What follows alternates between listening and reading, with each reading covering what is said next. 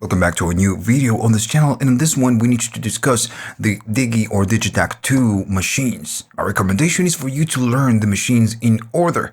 Some of the functions for all the machines are shared functions. So once you understand the Oneshot, the Werp is going to be easier, then the Repitch is going to get easier, and so on. Let's just begin with the Oneshot, which is the first machine. To access to the machines, you do function and then tap the source. You have all of these machines. The default one on this device is going to be the Oneshot. And I know that most of you know it, but maybe you're starting with the DIGITAKT world and you don't know it. So I have a tiny little loop. If I tap the source, it's going to show you the waveform of that sample. And if I play it back, it's just going to be a kick and a snare.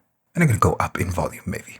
So we just have a kick and a snare. It's something very simple. And I'm using this sample just to show you how this works. Now, if you press the source and hold it at the top, it will let you know the name of the sample. My sample is called XMB kick and snare. If you tap source again, it will toggle the different screens, and you can also do it with the arrows.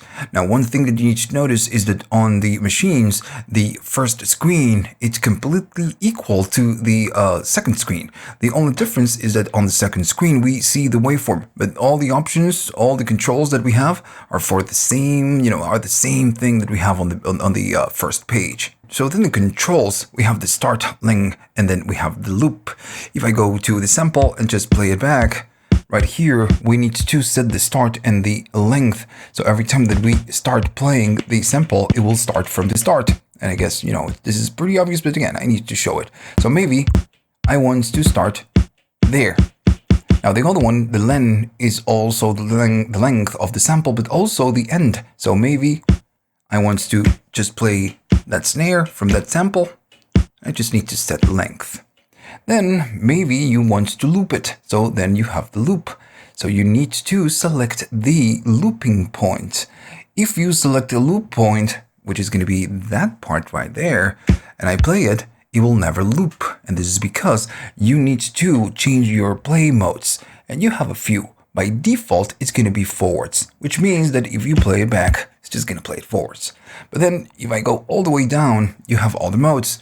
If you play reversed, it's going to be on reversed.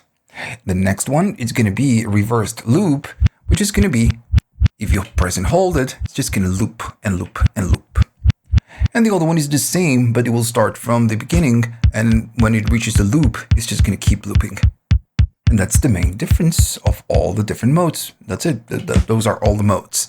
And all of this is, the modes, are very important. You need to remember and understand them well, because all the different machines use the same play modes. And then, of course, you have the level of the sample. If you want to go up or down in volume, you can do so.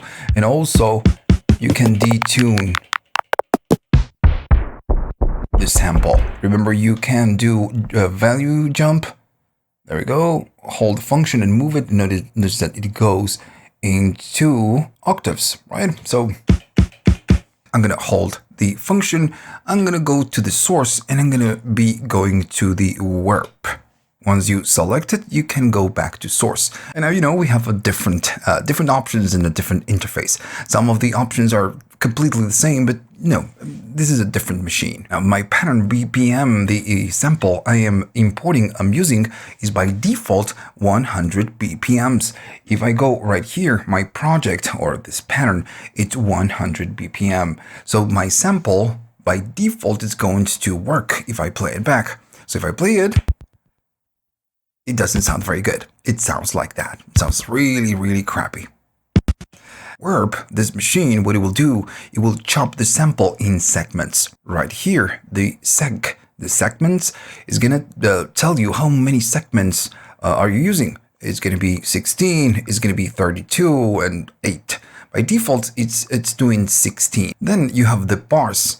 In this case, this is the duration of the sample. My sample is 1 bar. And right now, it's trying to do 4 bars of that sample. It's trying to stretch it to 4 bars, trying to make it fit into 4 bars. So that's why it sounds like crap.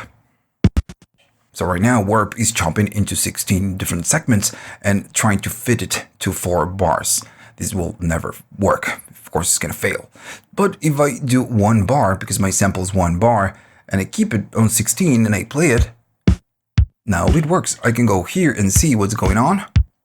Notice that it fits. And if I, go right here and add a trigger on the step number 1, remember my tempo is 120 BPM, it's gonna play the sample.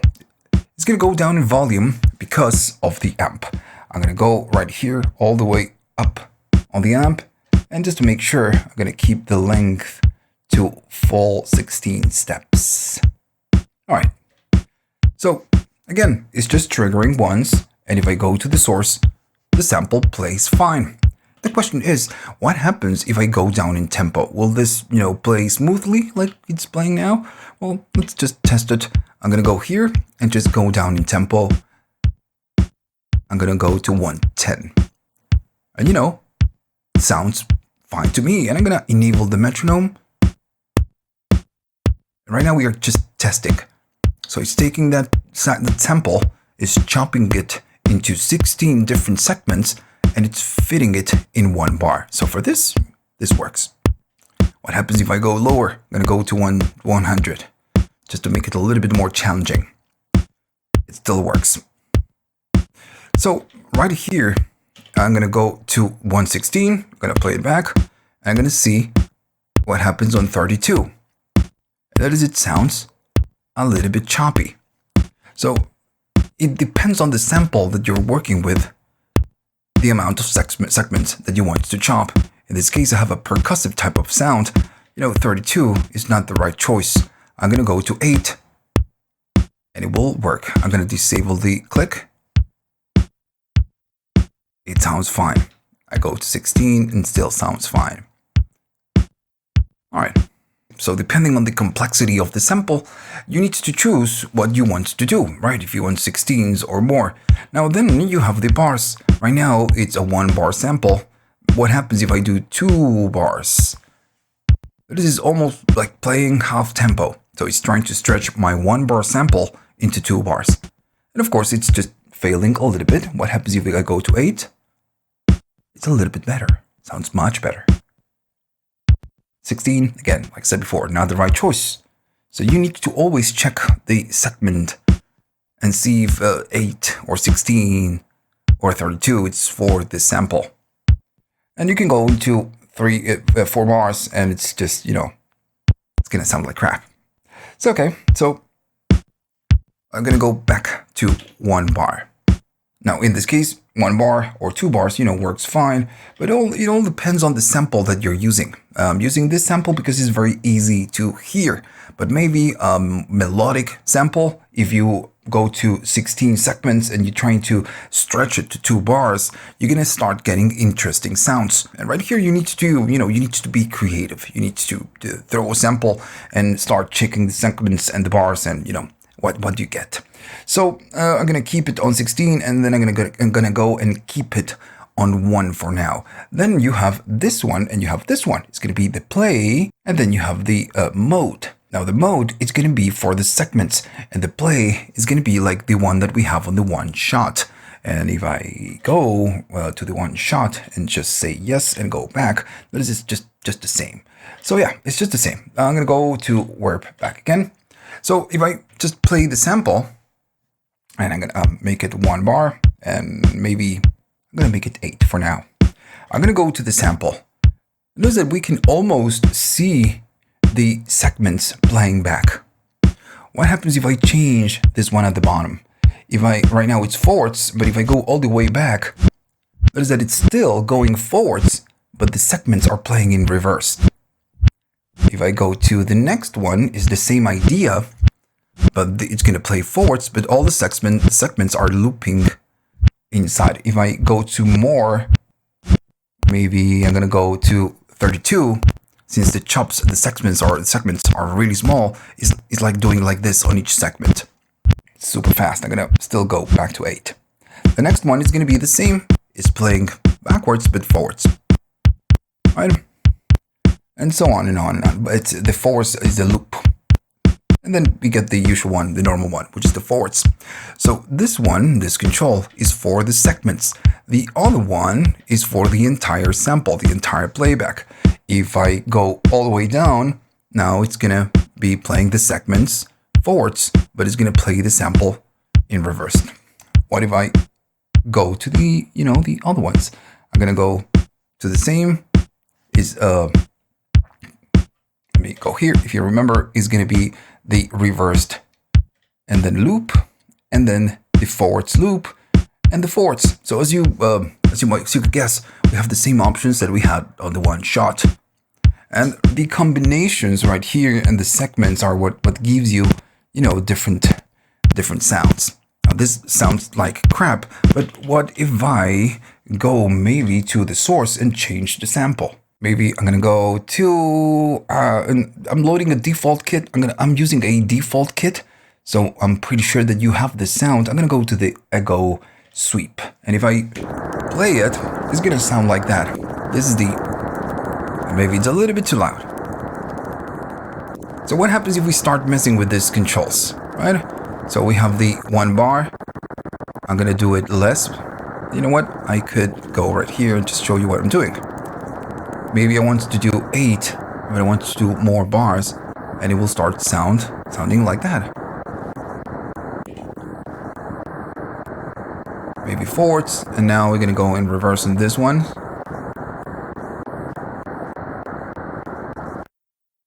Let me play again. So this is the plan. You could use this to fit a sample, right? And maybe if I do a little bit of effects, it's gonna sound a little bit more, just a little bit more nicer. So you could use this machine, just like, the other machines, you could use to load a sample and then use the machine to stretch it and fit whatever tempo is that you're trying to play back. Or you could use it for a more creative type of purpose, for a creative purpose. Okay, let's talk about the stretch. It's selected. I'm gonna say yes, and these are the options that you get for the stretch. So okay, so when we go to the stretch, and if I'm loading the same kick and snare that I was using before, if I play it, it will sound like that. So this is the same as the Werp, right? So we need to fine-tune all of this. If I go to source, you have the start, the length, and the problem this one, why it sounds so crappy, is the 8 bars is trying to fit it on my project tempo, and I'm using 100. In this case, I'm just gonna show you that if we go to 120, which is the default tempo of my sample, it should be sounding good. If I go down to 1 bar, we get that, and I guess I forgot to remove this. I'm gonna go all the way down and just go here, and if I play the sample, it sounds fine, right? Now I'm gonna do the same thing than before. I'm gonna add the trigger there, and it's gonna play fine. What happens if we change the tempo? That's the whole point, I guess. If I'm gonna go to 100, that is that the tempo goes down, but the sample's still fitting our project. Cool. Now, if you ask me, the segments, just to do this on a percussive type of sample, works a little bit better. This one sounds a little bit funky. All right. Now the Werp, what it will do, it will chop the segment to fit a duration, a very specific duration. And the stretch is the same. This machine is the same. That's why you see the bars. You can fit it into 2 bars, 4 bars, and so on. So that's the same thing than the Werp. But the thing is that this one, what it will do, instead of chopping in segments, it will chop it in tiny grains. So this is the granular type of machine. Like I said before, I think this one works a little bit better on melodic type of samples. Okay, so, but what you can do on this one is that you can trim the start and you can trim length, which is the end. If I go here, we can decide, we can just choose what we want to play. And notice what happens. Of course, it goes down, but it's trying to fit whatever is my selection on the duration we specified right here, which is 1 bar. The thing is that, of course, it doesn't sound that good because now we are just chopping and modifying the tempo. So maybe I'm going to go to 120 again and try it again. There we go. I'm going to go there and just play it back. And now it's just, a little bit better. Just a little bit better. It's always trying to fit it. There we go. Now, then, this is what this machine does. It's using grains to fit whatever you have to your tempo. So then you have the tune, same as before. The play modes are completely the same. And right here, you know, nothing changes. You get the for loop, the reverse, and so on and so on. So I'm not going to explain it again because I already did. But, you know, I think just like we did before, this sounds a little bit better when we use a different type of samples. And this is a machine I would use not for kick a snare or percussive type of material. But, you know, it's just me. I'm going to go to the 13, which is the ego sweep, the same one that we used before. You know what? I'm going to change it. I'm going to go to the 2. I'm going to say yes, and I'm going to play it back. That's the waveform of the sample. If I play it, you know, it's going to be like that. And if I play it back, it's going to stretch the sample to fit the 16. I'm going to trim the length and the start, and it will fit it. What happens if I go to 8 bars, make it a little bit funky. Oh, my mistake. There we go. Notice how it sounds. We are trying to really stretch it out. Maybe I'm going to go here. Maybe 8 bars is way too much. I'm going to do a little bit less, like maybe 2.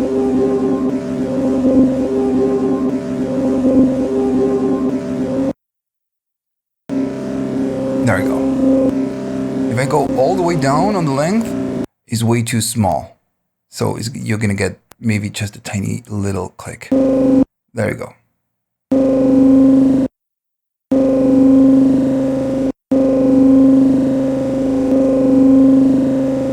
It all depends on what you want to do, right? And depends on the sample as well. Now, my question with this one is, why do you have the mode and why do you have a loop? I mean, why do you have a loop on the mode? You know, there's no loop control right here. If I play the sample with my finger, I'm going to go to the source, and to stop it, it's going to play the sample until it reaches the length, which is the end, and it will stop playing back. And I'm still holding this. But now if I go right here and do loop, it's going to play whatever sample, but then it's going to loop it back as the, you know, the note or the trigger is long. Well, that's why we have this, the loop. Then we have the repitch. I'm gonna go there and just select it and go to source. And now we have even less options. If I play it back and I'm back to my kick and snare sample, I'm gonna go to the tempo, keep it on 120. And the point is that this is going to do, you know, stretch the sample to fit the tempo, just like, you know, with the other ones. And that's why again you have the bars. Right now it's taking my sample, 1 bar, and it's stretching to fit it into 2 bars. If I make it 1 bar, it sounds much better. Now, the repitch, unlike the other ones will just chop in segments or use grains, right? So repitch is the classic repitching of the sample to match the tempo. So it will change the pitch to match the tempo. That's what it does. It's the classic one. So if I play it back again, right now, it sounds fine. But if I try to fit it into 4 bars, that is the pitch is changing. And to be more obvious, we can again change the start and length. So if I offset this, that is that the pitch is changing. And this is why we don't have right here, and you know, it's right now it's a forwards loop. I'm just going to do forwards. That's why we don't have a detune option, because this is what it does. It's going to detune to match whatever it is that you have. Now, if I keep it in default values, I'm going to keep it 1 length and forwards. It sounds good because my sample is 120 BPMs and my tempo is 120 BPM. So of course it will work. What happens if I start detuning, or I'm sorry, pitching, changing the tempo? It will repitch or change the pitch to match the tempo, like I said before. And for sometimes it works great. In this case, it works pretty good actually. If I go up to 130, notice that the pitch is changing. There we go.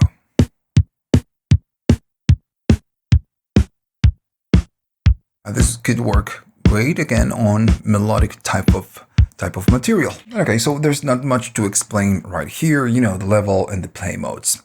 And I guess now it's time to talk about the grid, and this one it's super cool. So this one is the slices type of machine. What it will do, it will chop your sample into multiple equal pieces.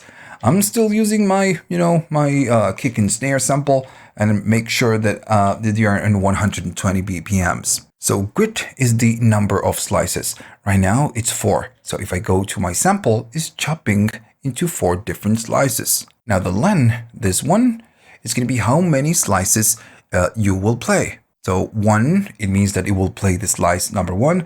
And right now this sample is allocated on the trigger number 1. So if I go here, remember my len is 1. So when I play it, it's going to play the slice number 1. Now, if I change it to 2 and play it back again, now instead of playing 1 slice, it's going to play 2 slices. If I do 3, it's going to be playing 3 slices, and 4 slices, and so on and on and on. The other option, this one, is going to be the slice. And by default, you can maybe go to the slice selection. If I go here and press it, it will lock you to that slice. But if I go here, I'm going to select the 2. Now it's going to be the other slice, the 2. And just like that, you can choose whatever slice is that you want to play when you trigger all of this. Now, before I'm going to show you something else before I show you this, this is going to help you understand the other mode. So I'm going to go to slice number 1. If I go to keyboard mode and I use the keyboard, that slice is going to be played. But notice that we can go up and down in pitch when we use the keyboard. And this is again super useful. Maybe you're just using one sample and you can just create different pitches with the same sample. Now there's a difference with the other mode. I'm going to select the note mode. Now the keyboard is going to work a little bit different. And for this, I'm going to go to the source. If I play the first key, it's going to play the first sample. If I play the second key, it's going to play the second sample, and so on and on. And on and on and on and on. Depending on how many slices that you have, I'm going to add more slices. And it's the same idea. On some spaces, I don't have anything. But, if we go to a different sample, like the ones that we've been using, I'm going to say that, and I'm going to go source. Now it's going to, you can select different slices. Cool, right? So it's a very useful machine. And creative too. We're going to go to that ego. Yeah, I'm going to go to the one that we used before.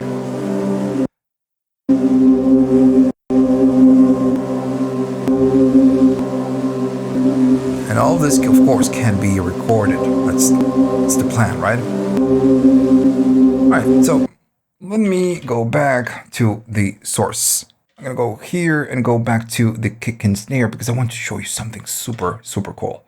I'm going to say yes to use that sample, and I'm going to chop it into maybe 4 or 8 slices. I'm going to do 4 for now. Now make sure that you have nothing on grid recording. If I go here and press yes, you will get 2 options. Create linear locks and create random locks. And this option is great. So I have a sample with just, chopped into 4 spaces. I have kick, snare. So I could easily, target the first sample manually with locks to the first sample, the 5 to the kick and snare, the other one to the third slice, and the other one to the 4th slice. Now we could do this manually by holding and doing the lock. But if you press yes, and it says create locks, linear locks, this is going to do it for you. Actually, I need to be on grid recording. I'm going to add the step to 1, to 5, to 9, and 13. I'm going to go to yes. And now if I use this one, it will take the chops that we did and we will assign it to the tricks that we have. I'm going to say yes. And if I play the sequence, that is what happens. So this one, it's playing the first slice. This one, it's doing the second, third, and fourth. So it's doing the actual work for us. And this is why they are blinking. It's doing the locking for us. Also, what you could do is just go to create random locks. And this, what we'll do is the same thing than before, but it's just going to be random. So you don't need to go manually and create the locks. You can just go to the create locks and just do it automatically. Of course, if you want to remove the locks, you can do so. What if we do more? More. I'm going to go do more. I'm going to do something like this, something like this, something like this. It doesn't matter. And then I'm going to go right here and just create linear locks. If I play it, it's going to do it for us. Great, right? Just fantastic. Now then you have all the options like the tune, the play mode. We already talked about this. All right, so this is the grid machine. If I go here, there are no more machines. We have the MIDI one. I'm not going to show you this one. I kind of already did with the DIGITAKT one, and it's just pretty much the same. Right here, what you can do, you can make a track be MIDI, trigger just MIDI information instead of just using it as a sampler. So maybe you can connect this to your computer or maybe a synthesizer and control it with the sequence that you create on this track, and then use the other tracks to trigger samples and, you know, just create a performance just like that. So this could be a central piece of your rig. Or maybe even if you're using a computer and you're working through the DAW, you connect it through the DAW and you have 16 MIDI channels and 16 tracks where you can just trigger and sequence whatever it is that you want. Okay, we are done. If you liked all this, you like what I do, and you learned something new, remember to please like the video. And also, this channel is supported by users only. If you want to buy me a coffee to say thanks, you can. Go to the links in the description. You have links for PayPal, Patreon, and YouTube. Thanks.